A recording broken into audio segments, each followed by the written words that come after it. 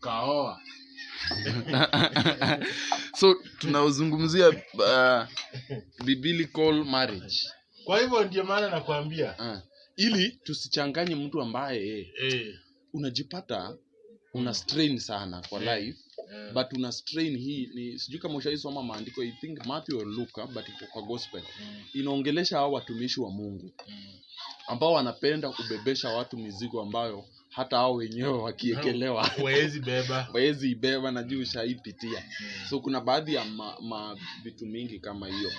So ndio nikapenda leo kwenye hata watu wangu wa injili livyo kwenye maandiko waelewe hii swala la wedding na marriage na nini imekuwa imechanganywa sana mpaka naona sasa hiyo ukienda kwa harusi ufanye kwa DC mtashikanishwa mvae pete. Wewe pia kwa kanisa pia utajidanganya pia mfanye the same. So hiyo ndio kitu ambayo leo Mungu akitusaidia ningependa kujua 30 minutes only.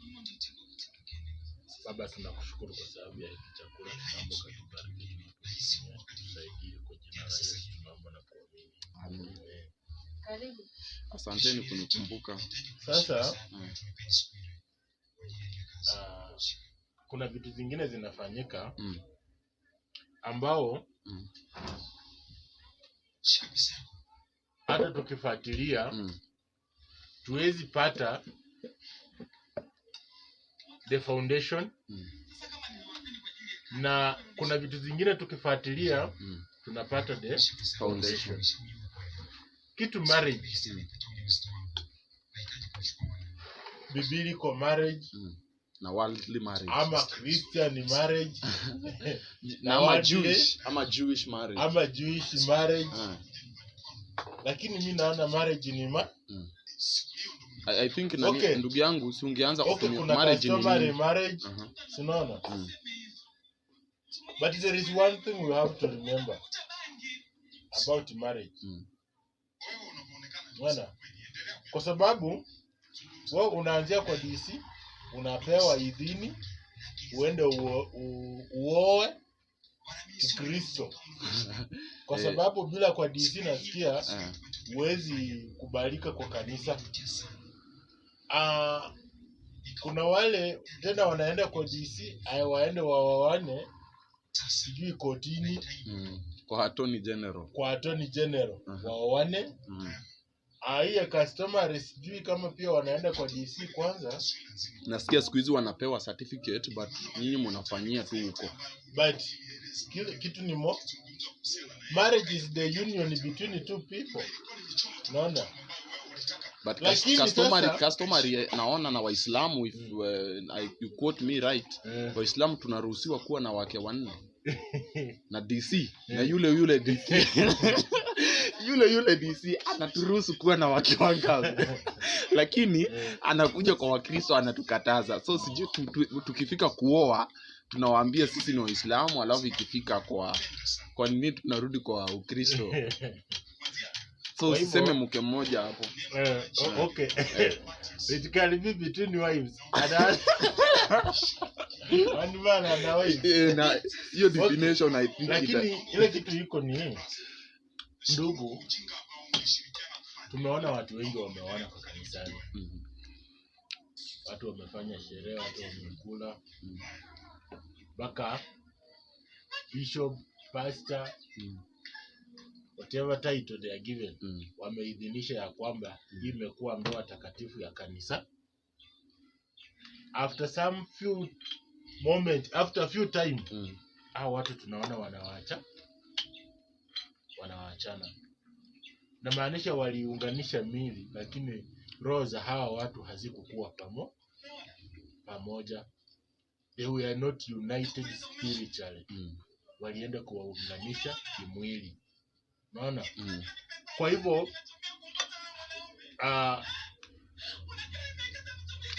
unaposoma Biblia hakuna mahali sijasoma sana Biblia kuhusu marriage pengine. Lakini unaposoma marriage sana imezungumziwa hapo sijui 1 Corinthians ama 2 chapter 6 mpaka 7 hapo inaongelea watu wawili kukaa pamoja. Na ijaenda in detail, ikaongelea the witness ya kwamba kukua na bishop nani a witness ndiye kuwe marriage.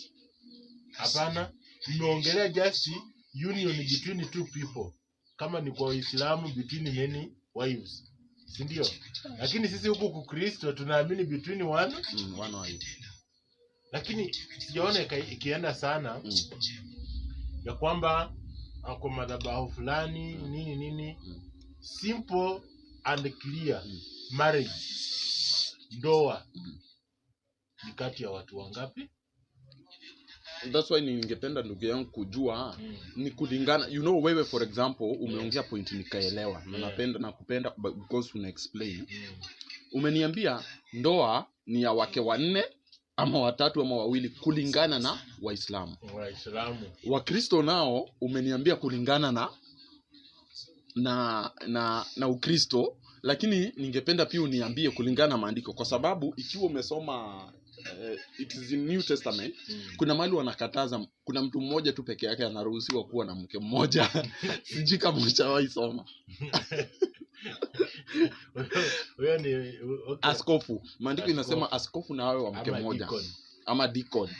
Kwa hivyo je, hawa wengine? That's why ningependa kukuelewa zaidi. Kwa ili sometimes let's not pretend tunahubiria watu ambao hawaelewi maandiko. Kuna mtu hapo anasikiza, kuna mtu ambaye pengine ashaisikia ikihubiriwa na wanaongelea kuhusu. So when we are going there preaching, tunaenda condemn watu ambao wana wife wawili. Kumbe sisi ndio maybe we are wrong. So that's why mimi nilikuwa naomba siku ya leo tu tujue, like wewe umesema kulingana na maandiko, nani anafaa kuwa na mke mmoja? Kama mimi usiongee kama Petro, ongea kimaandiko ndio tusaidie mtu hapa. Ili usinipate kesho na mke mwingine ikutatize. Biblia tunasoma kuhusu bishop na deacon peke yake ndio wawe na mke mmoja. Okay. Lakini ndio maana hiki kitu ikaletwa kanisani, ndio? Kwa huyu bishop ama huyu deacon mwenye anawaunganisha,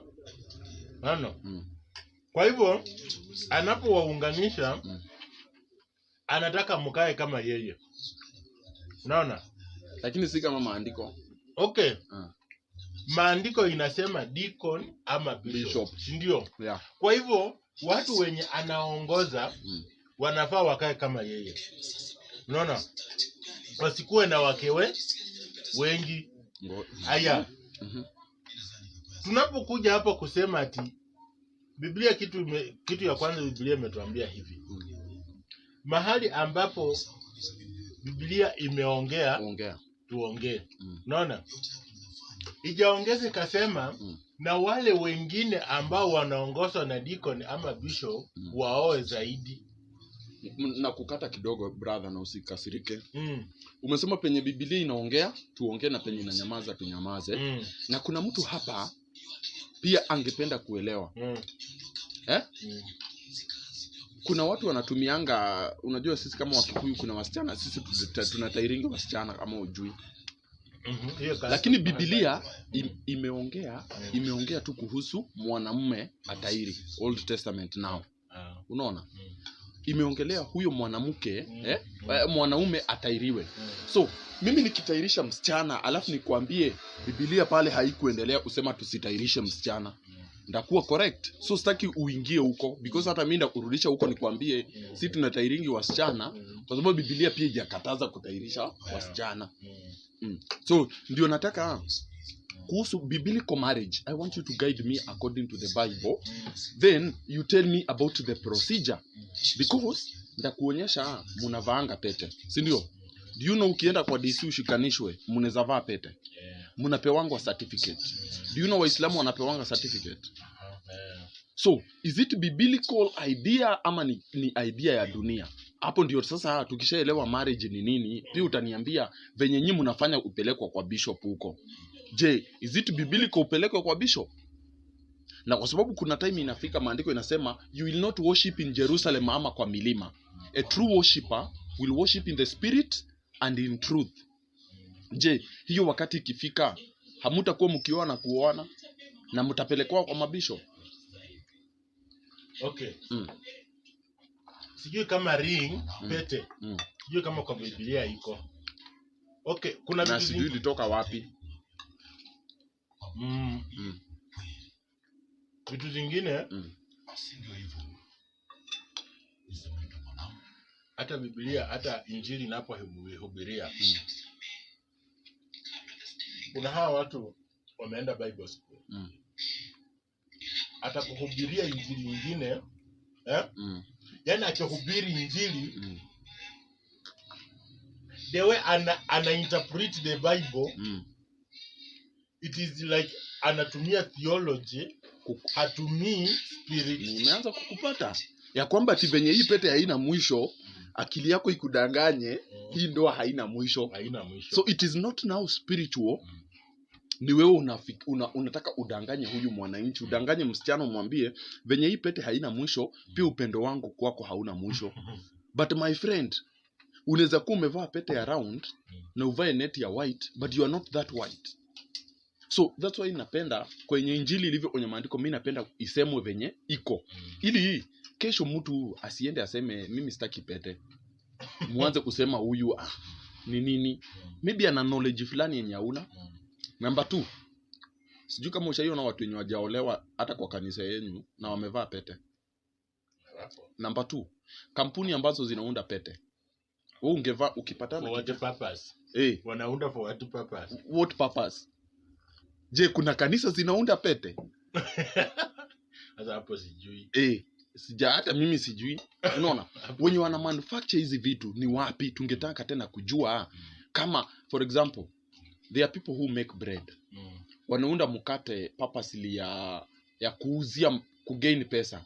Nyinyi mnachukua the same bread, mnaikula kama mkate mweza ya Bwana.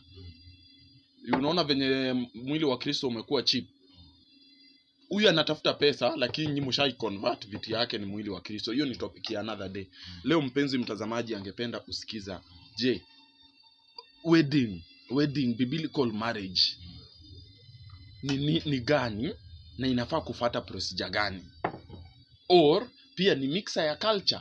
Nasikianga tusipotoa mahari kwanza uwezi wa mtoto wa wenyewe. Is it biblical? So hapo utanisaidia. Mpenzi mtazamaji, unapoendelea pale pengine unajiuliza ni wapi unaweza nunua airtime. Kununua airtime unahitaji tu kudial *365# kisha utaweka code ambayo inapita pale kwenye screen, na kila wakati utakuwa ukinunua airtime ama kulipa bills unapata kulipwa hapo hapo. Ni *365#, weka code ambayo inapita pale kwenye screen, na kila wakati utakuwa unanunua airtime utakuwa unalipwa hapo hapo. For more information unaweza dial www.wigopaynetwork.com. Tuna discuss mambo ya wedding. Unajua siku hizi naona watu wanabeba misafara, magari, keki. Hata kwa klabu ukifanyia bado utakula keki na champagne na upigwe. So sioni tofauti, na ndiposa tuna mwalimu Wanjala hapa ameishi Uganda sana na najua hawa watu wanafahamu neno. Ndiposa siku ya leo tunahitaji atusaidie kujua biblical union ama marriage ni gani na tunafaa kufuata procedure gani, ili pia wewe uko kijana pale usibebe mzigo ambao pengine ni mzito kwako. Na Yesu anasema nilikuja ili kama wewe umelemewa na mizigo wangu ni mwepesi ukuje nikurahisishie. Mwalimu Wanjala, sijui kama umepata chapters za kukubak ama utabak dini. Okay, mimi niko hapa kwa 1 Corinthians chapter 7. 1 Corinthians chapter 7. Tasoma tu na wewe, hata ukisoma Kiswahili mimi nasoma Kizungu. Umesema acha nikae huku ndio usiseme huyu ni kama anakuogopa. Kwa hapo 1 Corinthians chapter 7. Wacha ni confirm ndio ukitudanganya naambie mtazamaji kwamba 1 Corinthians iko wapi? Iko after Timothy. Chapter 7 verse. chapter 7 the whole verse tutaanzia mwanzo inasoma kuhusu marriage. So from this verse we want to see why do people marry and how do they marry. Nimekupata sasa. Okay. We shall read the whole chapter. Haina shida. It says, now for the matters you wrote about, it is good for a man not to have sexual relations with a woman. Hii ni anaripoti mambo ambayo yalikuwa yameandikwa. You wrote about. Haingewezekana mwanaume kukua na mwanaume kukaa bila mwanamke. Yes. But since sexual immorality is occurring, each man should have sexual relations with his own wife. For which purpose and for which reason? Yes. Because of nini imefanya sexual immorality. Okay, so that is the purpose. Yes. Is occurring. Each man should have sexual relations with his own wife. Not wives. Ngoja. His wife. Yeah. You know, ulikuwa tiandiko na ndio maybe nilitaka withdraw ukasema ikinyamaza unyamaze. Haijasema ukiwa na wake because my friend if ushaisoma I think Timothy kuna mahali andiko linaongelea ikiwa ulikuja umeoa na huko umeokoka by then ulikuwa na wife 10 haufai kuacha hao watu. Si ndio? So that's why I don't want you to include something that is not here. So meaning purpose yenye tumepata so far ni unafaa uoe bibi kwa sababu ya immorality. Kama na usisahau hii nayo kweli. Kwa sababu tunajua kwamba kuna watu walikuwa wameoa wake wengi bila kujua. Na sasa tutakuja kuona watafanya nini na hawa watu.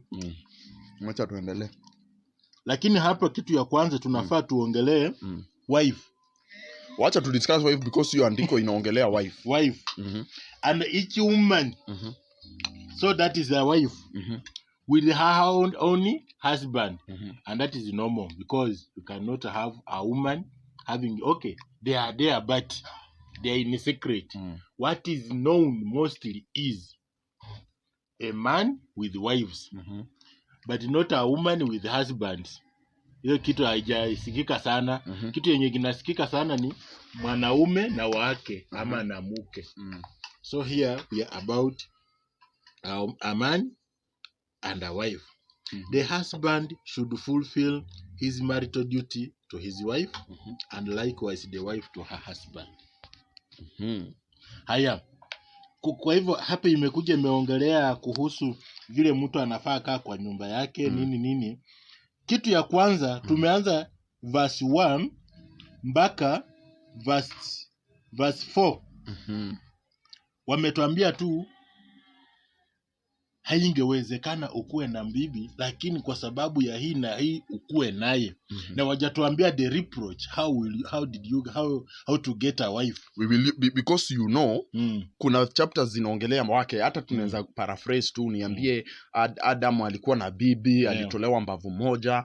Pia mimi nikuje nikwambie Suleiman alikuwa na wake wengi then we discuss kwa sababu mtazamaji ambaye anatusikiza anahitaji kujua vile. So na ningependa pia usiruke chapter verse 6 ambayo inasema lakini so verse 5 do not deprive each other except perhaps by mutual consent for a time so that you may devote yourselves to prayer then come together again so that Satan will not tempt you because of your lack of self-control. 6 I say this as a concession not a command. Lakini nasema hayo kwa kutoa idhini yangu. So here ni Paulo anaongea. Ni yeye anaongea. In fact the reason behind yeye kutuambia tuoe ni kidogo sana. Because ukioa bibi kwa sababu ya sexual immorality, does it mean because I'm married siwezi kuwa sexually attracted outside there? Unaweza kuwa so this is a person speaking.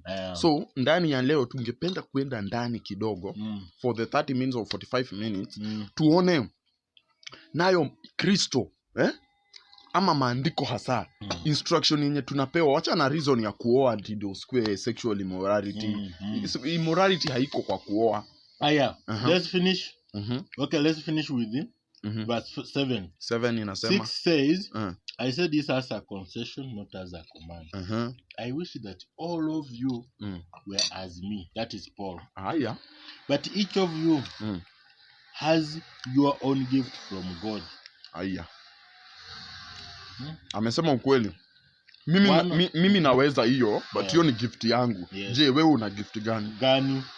So one has this gift, another that one. Now to the unmarried and 8 to the unmarried and the widows I say, it is good for them to stay unmarried as I do. But verse 9, but if they cannot control themselves, they should marry. For it is better to marry than to burn with the passion. Huyu bado kwa sexual immorality. To the married I give this command, not I, but the Lord. Hapa and lakini wale waliokwisha kuoana na waagiza wala hapo si mimi. Sasa tumeanza kuona penye Kristo sasa ama neno linaanza kuongea. Neno linatuambia aje? A wife must not separate from her husband at any cost.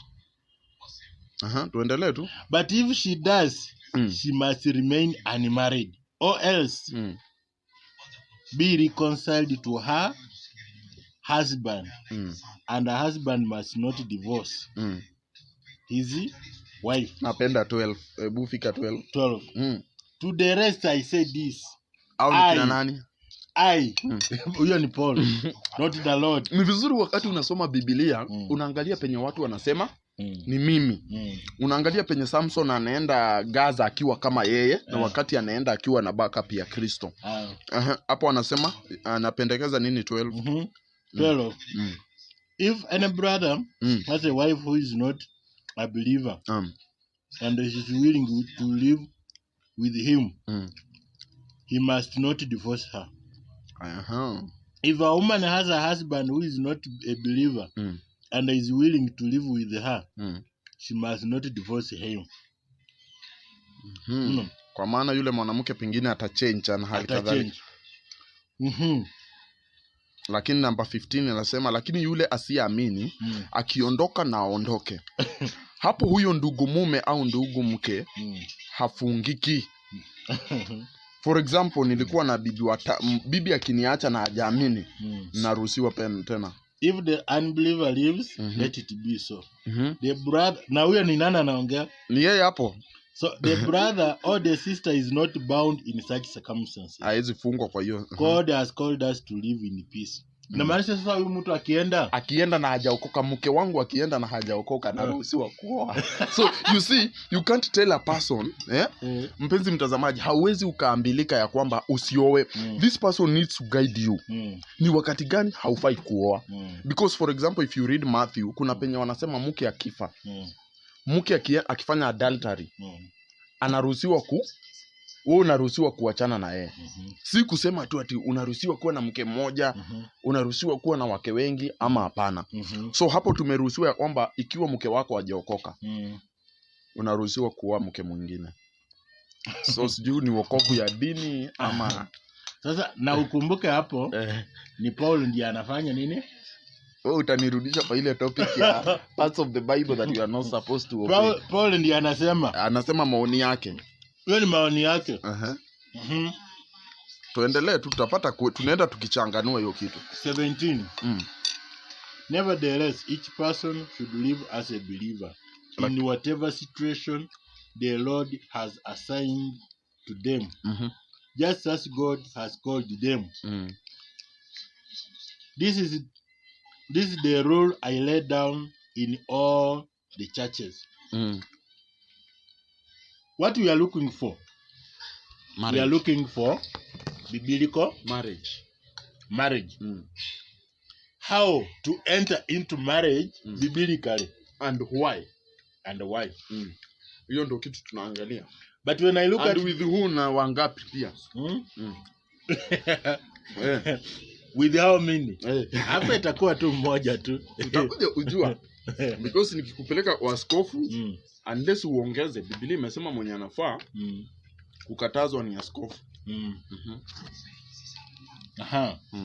Verse 18. Was a man already circumcised when he was called? He should not become uncircumcised. Was a man uncircumcised when he was called? He should not be called. He should not be circumcised. Circumcision is nothing, and uncircumcision is nothing. Keep God's commands. Keeping God's command is what counts.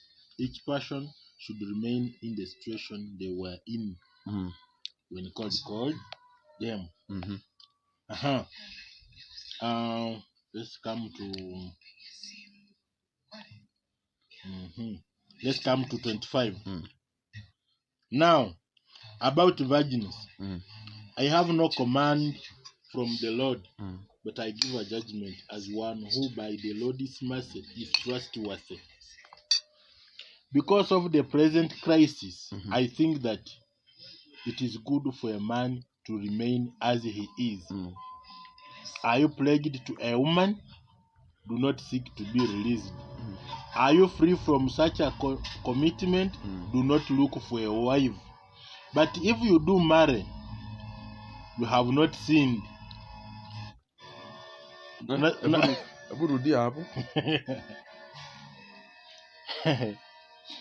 About virgins, I have no command from the Lord, but I give a judgment as one who by the Lord's mercy is trustworthy. 26.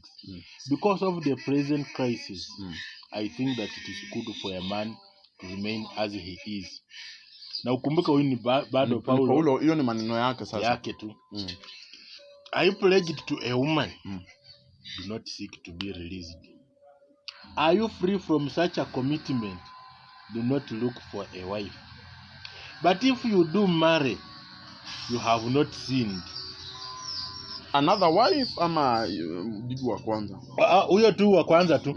Hey. Naona? And this is a virgin. Maybe you are pledged, you are in courtship.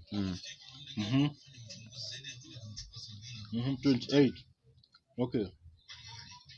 And if a virgin marries, she has not sinned. But those who marry will face many troubles in this life, and I want to spare you this. What I mean, brothers and sisters, is that the time is short. From now on, those who have wives should those who have 29. What I mean, brothers and sisters, is that the time is short. From now on, those who have wives hapo tunazungumzia wives mwenye akona wake should live as if they do not. Yani assume. Those who mourn as if they did not. Let us repeat this verse. From now on, those who have wives should live as if they do not. Those who mourn as if they did not. Those who are happy as if they were not. Those who buy something as if it were not theirs to keep. Those who use the things of the world as if not enclosed in them. For this world in its present form is passing away. Umenichanganya lakini tutaielewa tunapoendelea.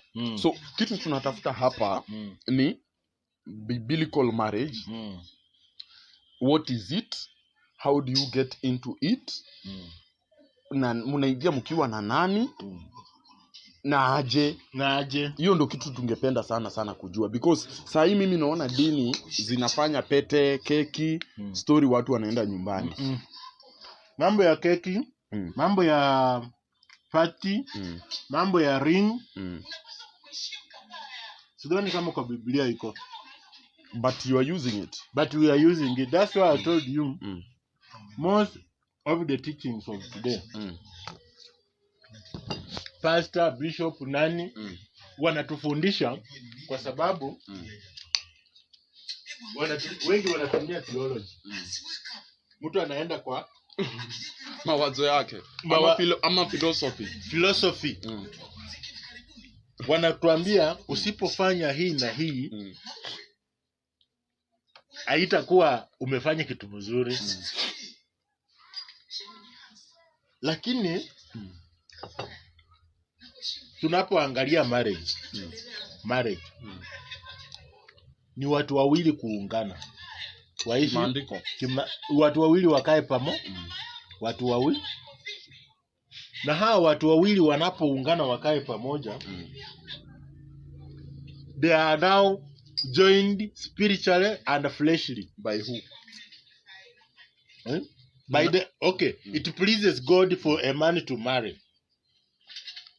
So it is God, it is not bishop or other people ndani ya mahali fulani. Hapana.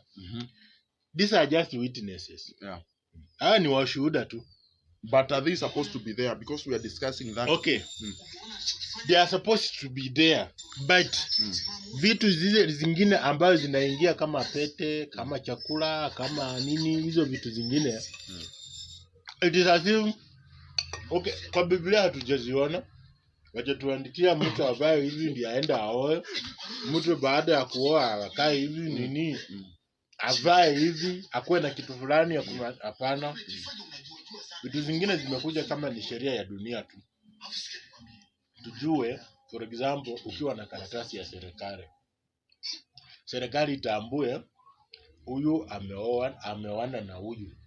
So ni serikali.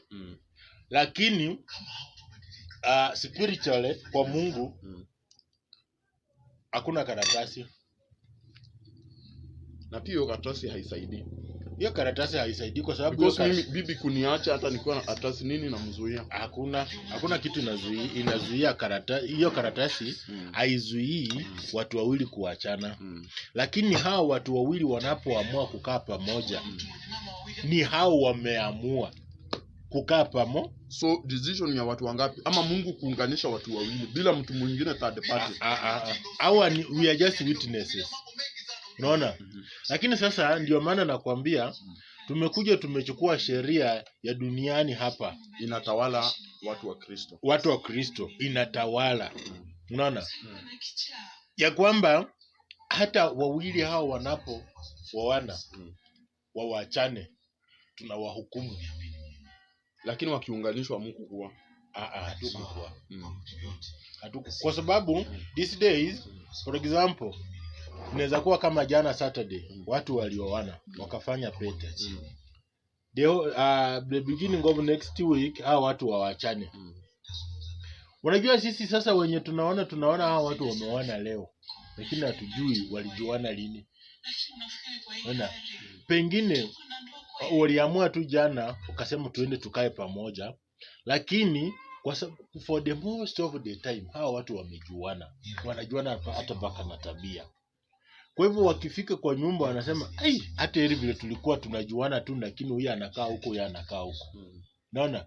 Lakini wanapofika kwa nyumba wanaona, kumbe kukaa pamoja tabia hazitawezana. Unaona? Wewe fanya hivi. Si tuendelee, mimi nitakuwa naitwa bibi yako na wewe nao utakuwa bwana wangu, lakini mimi nikae huko wewe ukae huko. Haya, sisi witnesses wenye tuliwaona tukiwaunganisha tukawekea pete nini tukakula, tunaanza kuwajaji. Wameoana jana na wameachana. Unaona? Haya, serikali nayo hao watu tuliwapea karatasi jana, leo wameachana. Karatasi haijawazuia nyinyi kuachana. Mimi kama bishop sijawazuia nyinyi kuachana. But the decision was made between two people. Tunaposoma Biblia, tuangalie. Biblia inasema na Isaac akazaliwa. Na wakati ikafika mamake Isaac akaenda kwao akamtafutia bibi. Alituma in fact mfanyikazi kama you remember. Na ebu tutafute hiyo andiko because we have a good time hiyo tuko na time poa. Na walimuleta aje? Na hiyo pia sijui kama tutasema ni plan ya Mungu ama tutasema ni Jewish wedding iko pale.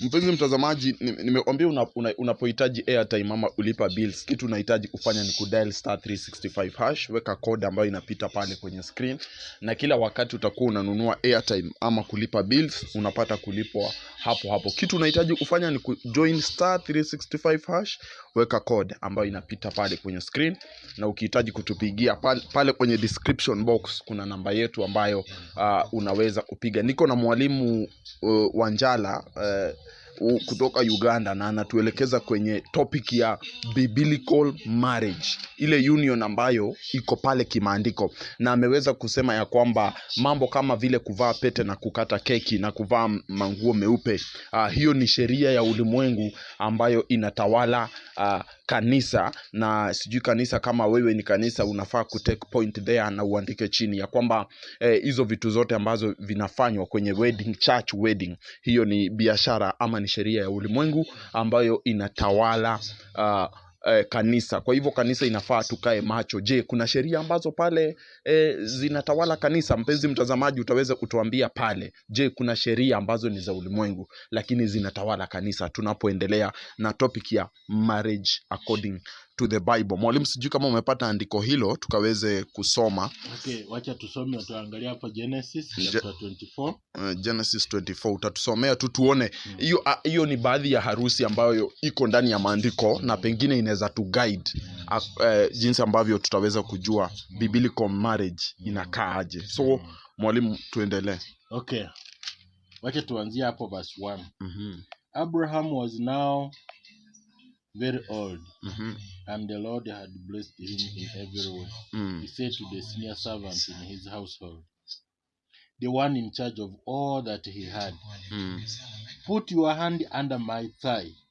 I want you to swear by the Lord, the God of heaven and the God of earth, that you will not get a wife for my son from the daughters of Canaanites among whom I'm living, but will go to my country and my own relatives and get a wife for my son Isaac. Mwalimu, tushaanza kuona jinsi ambavyo mtu anapata bibi. Na pia kuna watu hapo hawawani, kuna makabila hayawani hapo. Kuna tumeona kuna watu Kwa nini hawa watu hawawani? Ni kwa sababu kumbuka ya kwamba hapa tumeanza uzao wa Abraham. Yeah. Na Abraham anapo